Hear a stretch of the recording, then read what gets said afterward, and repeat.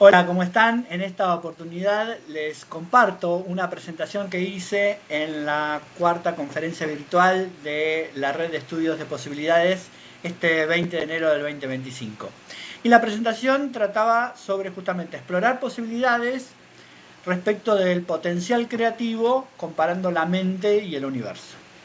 Y voy a empezar por el proceso creativo que atravesé para poder generar esta presentación y ponerme a pensar o explorar estas posibilidades. Comenzó con una baja respuesta ante una propuesta que les hice a mis estudiantes. La idea era que piensen sobre el futuro e hice una presentación utilizando dibujos animados y la respuesta no fue la que esperaba. Entonces traté de preguntarme o de capturar la esencia de lo que les estaba proponiendo a los estudiantes en una pregunta. Y esa pregunta fue: ¿qué tiene más potencial creativo, la mente o el universo? En realidad estaba preguntando eso.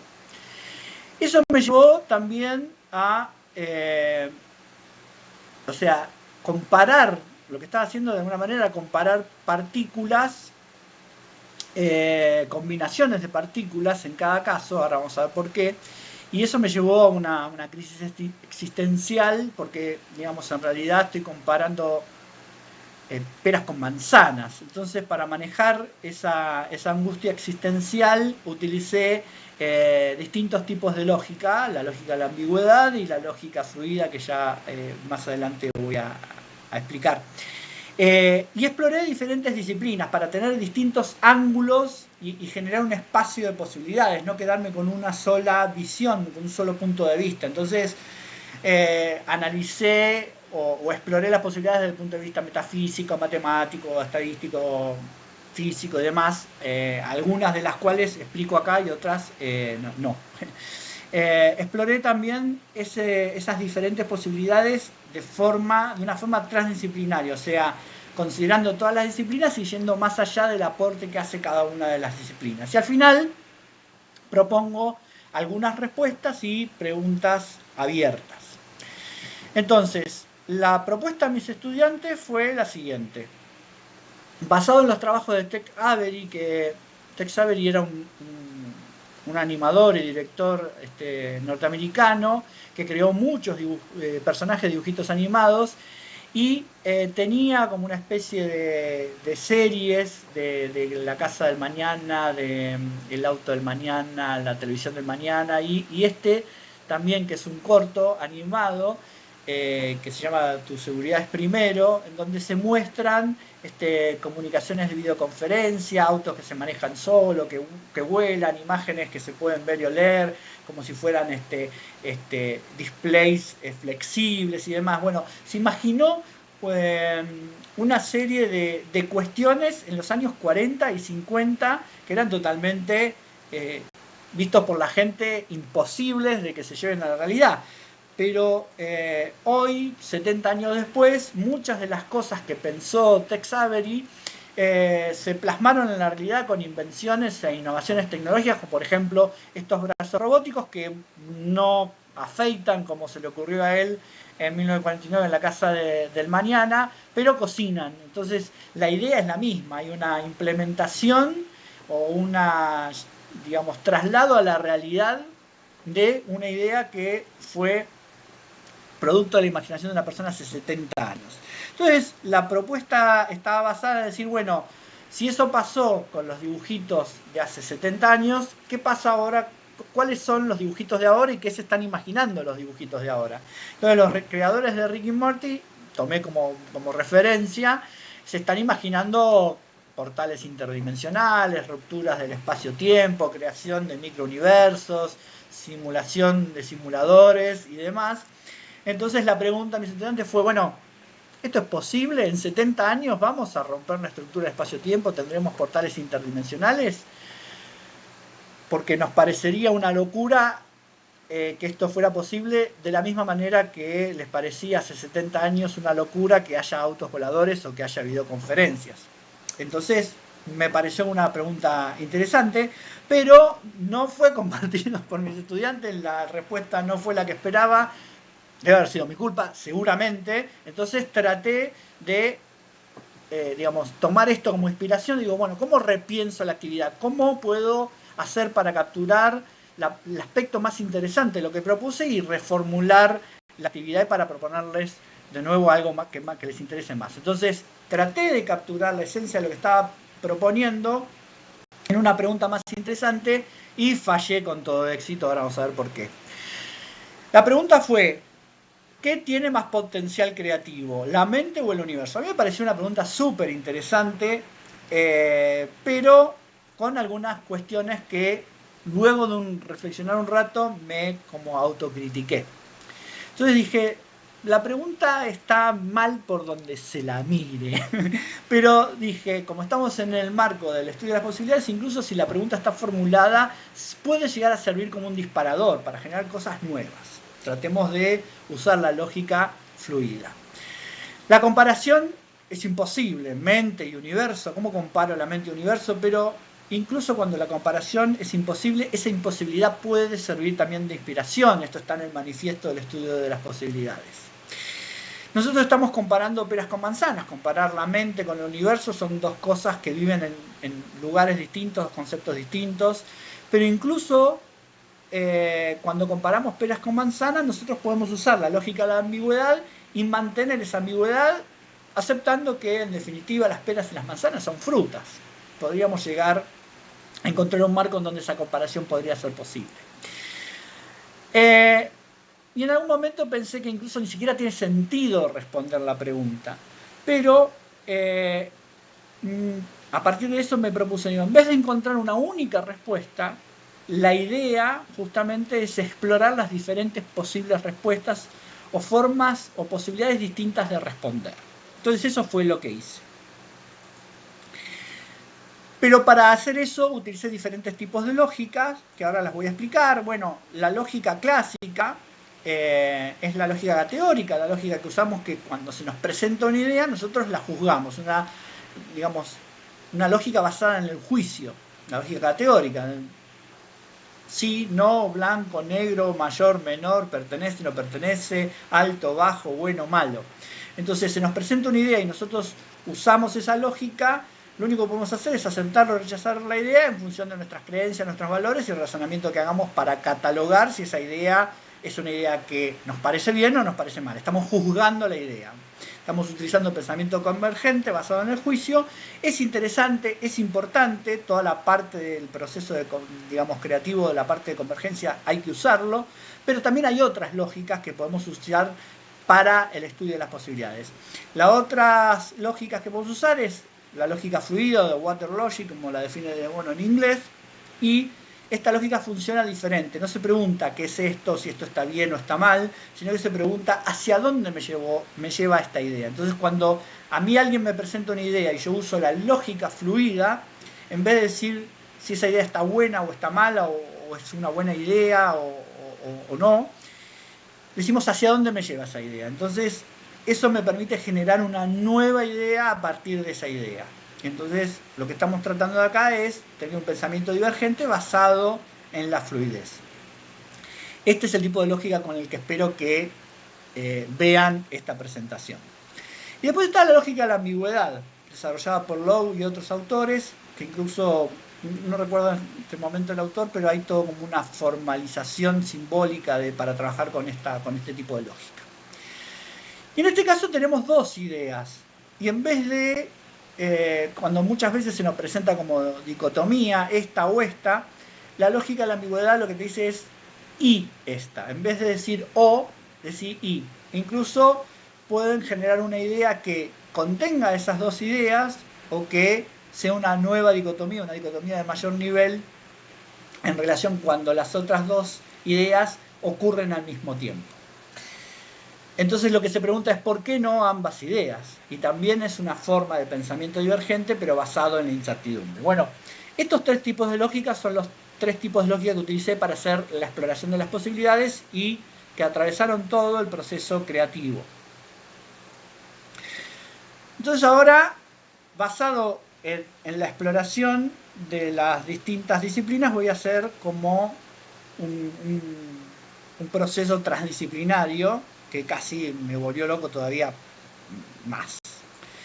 Entonces, voy a partir de un experimento mental que está desarrollado en un documental, creo que está en Netflix, que se llama El viaje al infinito, en donde lo que se propone es que si ponemos una manzana dentro de un cubo transparente de cristal, perfectamente sellado, y esperamos un suficiente tiempo, la manzana se va a empezar a pudrir, a descomponer, y se va a desintegrar en distintas partículas que la componen.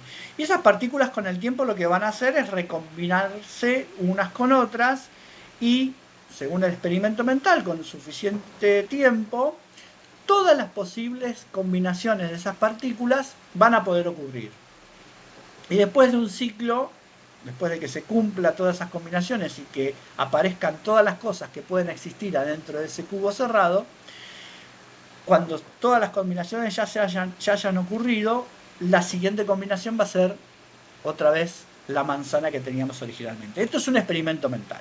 Pero yo utilicé este experimento mental para poder ponerme a pensar y explorar las posibilidades de la comparación que nos propone la pregunta: ¿dónde hay más potencial creativo? ¿En la mente humana o en el universo? Entonces agarré y dije, bueno, si lo que queremos comparar es la mente humana y el universo, metamos un cerebro adentro de este cubo, metamos al universo dentro de este cubo y veamos en cuáles casos hay más combinaciones. Comparemos la combinación de partículas en cada caso, haciendo una analogía con ese experimento. En vez de manzana pongo el cerebro y pongo el universo. Pero vamos a hacerlo no libremente como el experimento mental, sino vamos a ver desde distintos ángulos, de distintas disciplinas, cómo es esta comparación. Y empezamos por la matemática, que realmente, si estamos haciendo una comparación cuantitativa de cómo se comparan las partículas en cada caso, bueno, será cuestión, bajo esta perspectiva, de contar cuántas partículas hay en un caso y en otro, y para poder generar el número máximo teórico de combinaciones posibles, a esa cantidad, que son estimadas en el universo 10 a la 80 y en el cerebro 10 a la 28, hacemos el factorial en cada caso y ¡voilá! Ya tenemos que la cantidad de combinaciones en el universo, máxima teórica, son mucho más grandes que la de nuestra mente. Lo cual es lógico, porque hay más partículas en todo el universo que adentro de nuestro cerebro, pero, incluso si nosotros consideramos una cosmogonía totalmente matemática, como algunos autores proponen, la comparación no es tan fácil, y vamos a ver qué dicen otras disciplinas al respecto, porque la idea es hacer un estudio transdisciplinar, una exploración transdisciplinar. Y vamos a la creatividad, y estamos tratando de comparar el proceso creativo del universo y el proceso creativo humano. Entonces, la pregunta es, ¿hay modelos que enmarcan el proceso creativo humano? La respuesta es sí.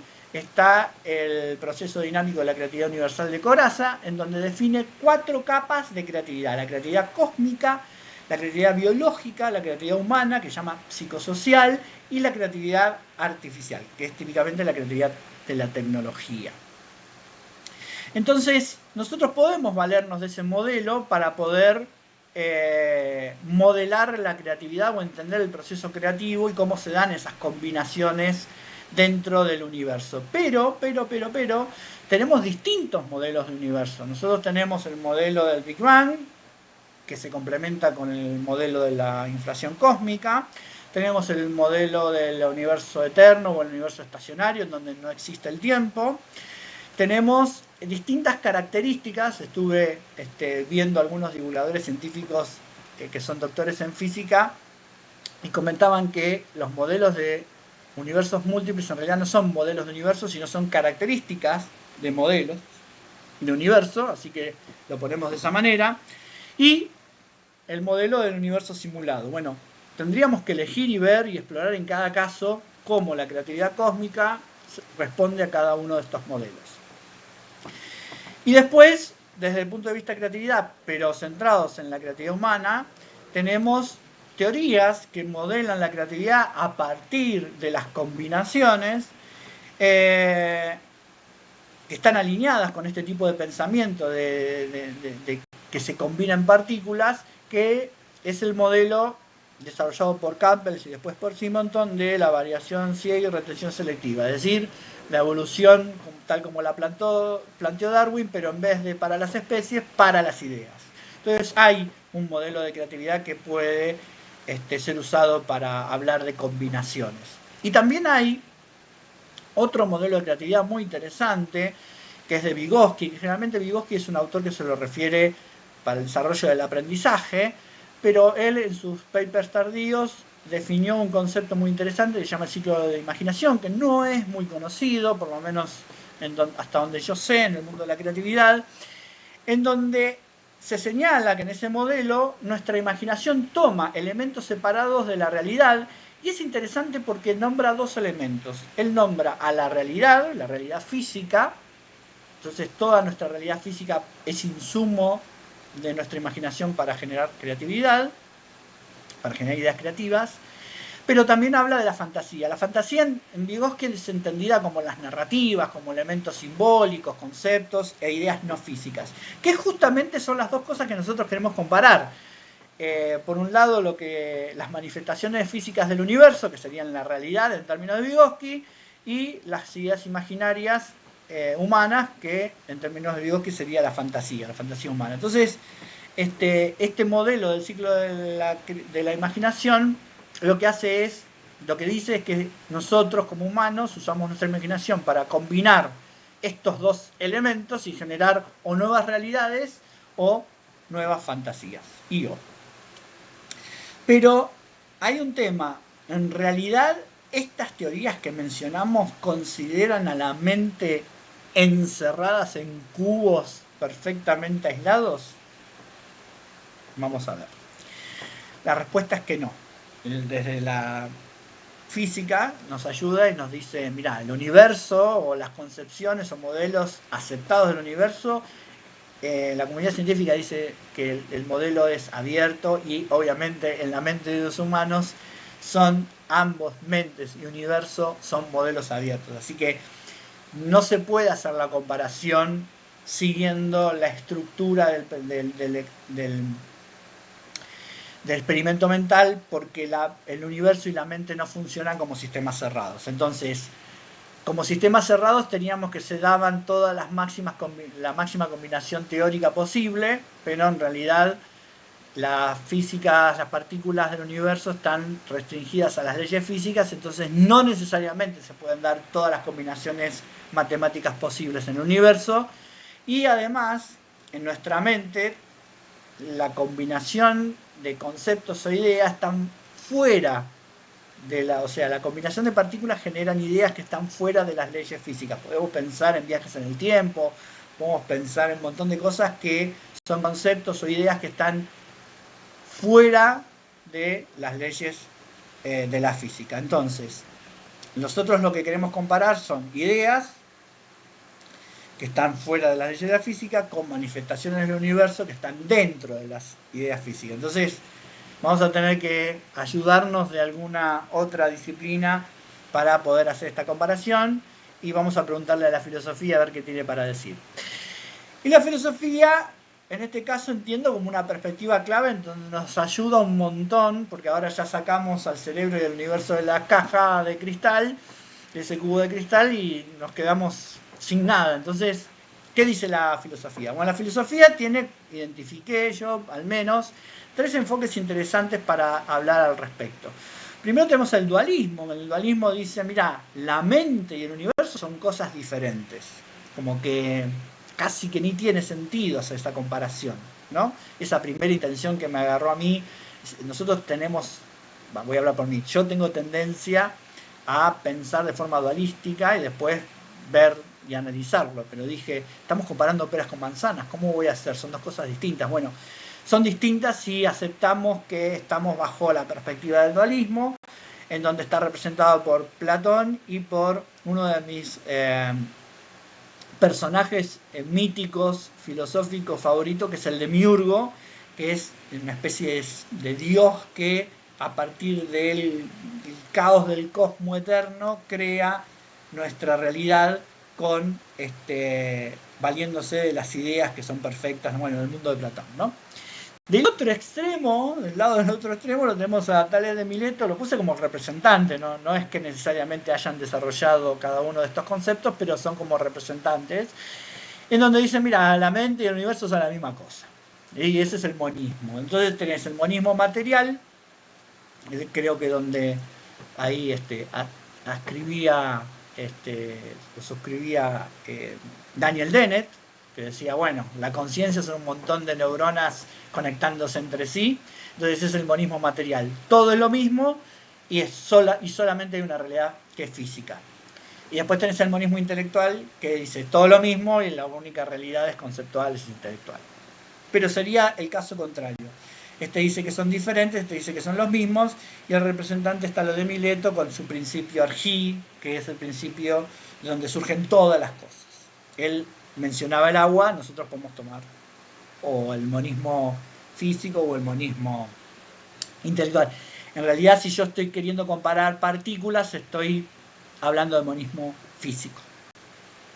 Y después tenemos a Aristóteles, que dice que el conjunto, que el todo es mayor que la suma de las partes, que puede haber sido como una especie de disparador del concepto del emergentismo, que el emergentismo dice que, por ejemplo, las ideas que nosotros tenemos dependen, pero no son reductibles a las combinaciones de la partícula de nuestro cerebro.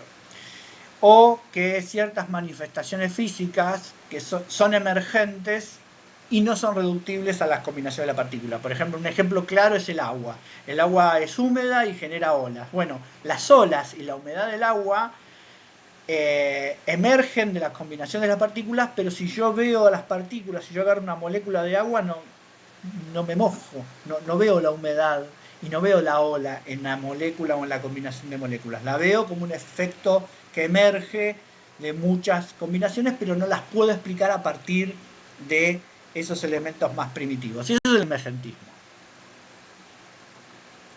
Bien, entonces con esto en mente, con toda esta exploración, con las lógicas y con lo que acabamos de ver, vamos a intentar dar algunas posibles respuestas y hacer preguntas abiertas al respecto. Entonces, tomamos como referencia 3 posibilidades. Hay 3 posibles respuestas, si nosotros queremos hacer una comparación. O el potencial creativo del universo es más grande que el potencial humano, o son iguales, o el potencial creativo del universo es menor al humano.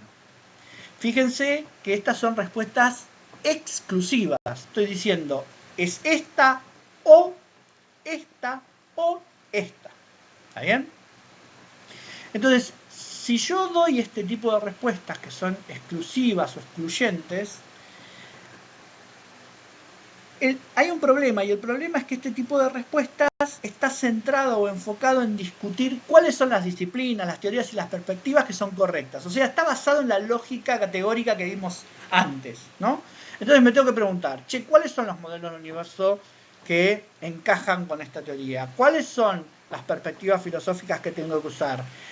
¿Cuál es la teoría o el modelo de creatividad humana que corresponde? Me pregunto eso en cada caso y tengo que hacer y emitir juicios para elegir cuál de estas 3 es la respuesta correcta.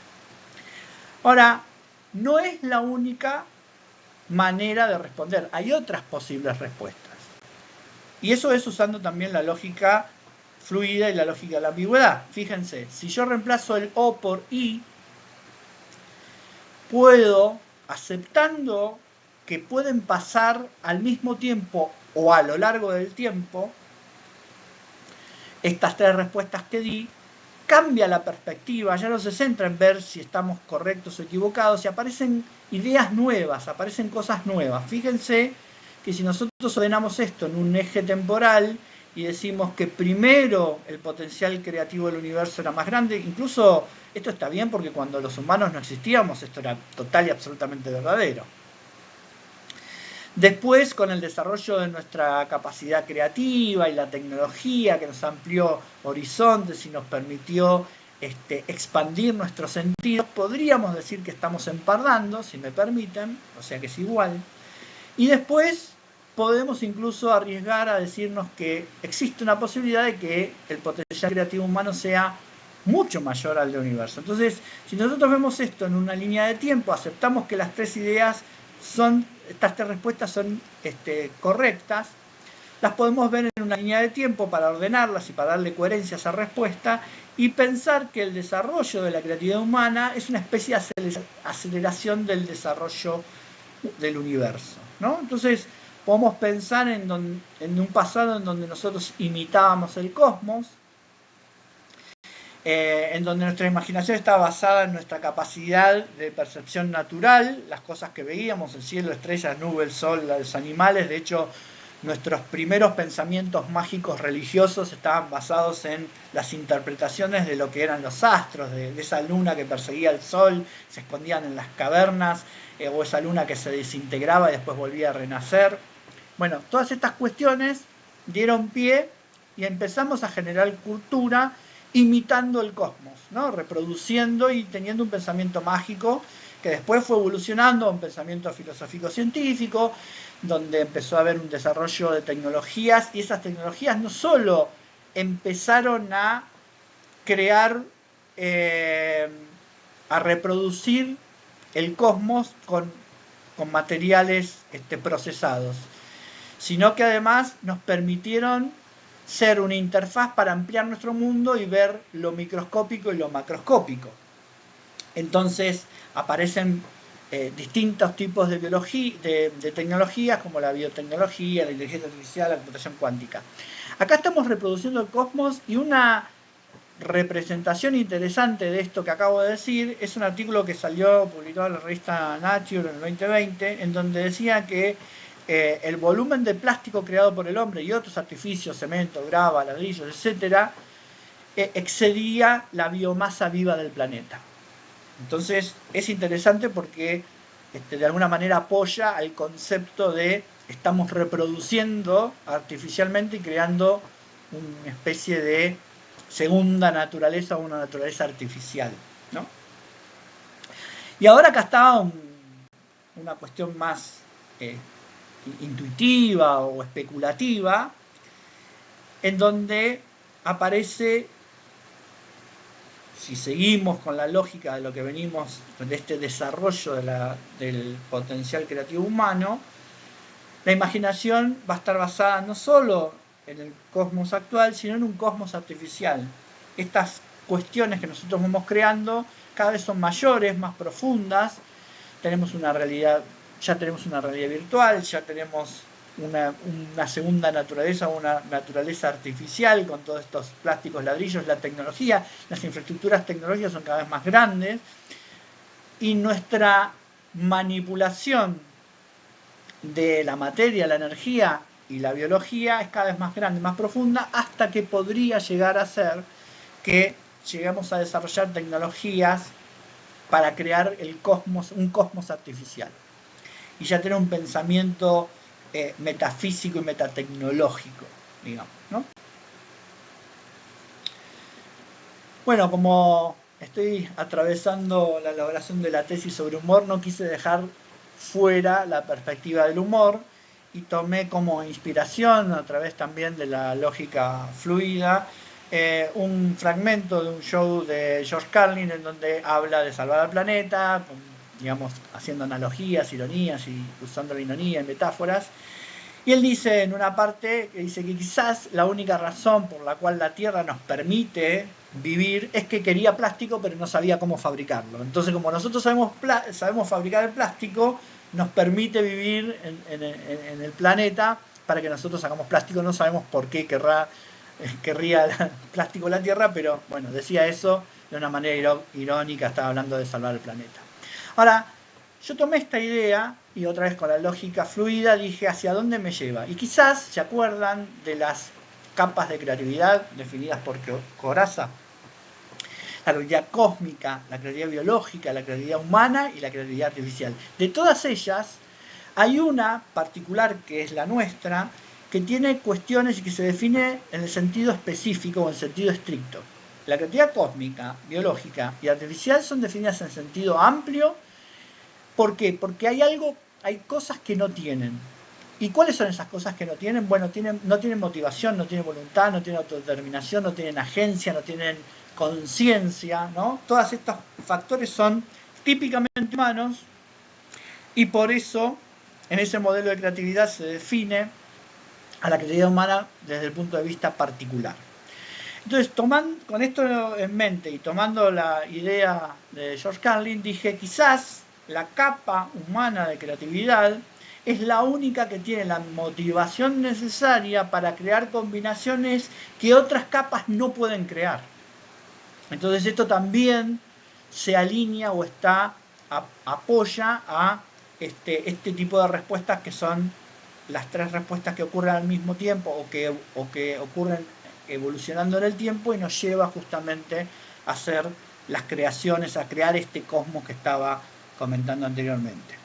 Entonces, hice dos preguntas abiertas en este sentido.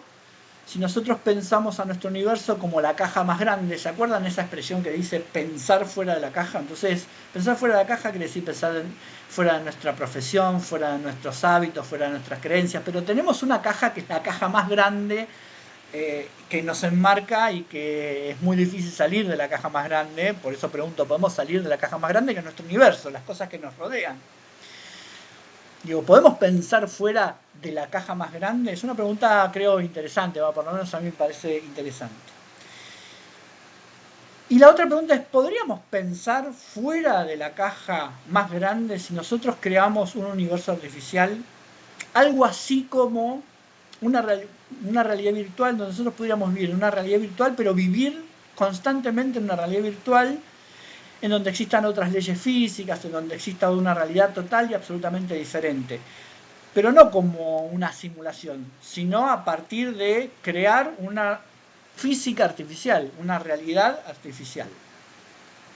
Entonces es una pregunta también interesante y bastante especulativa.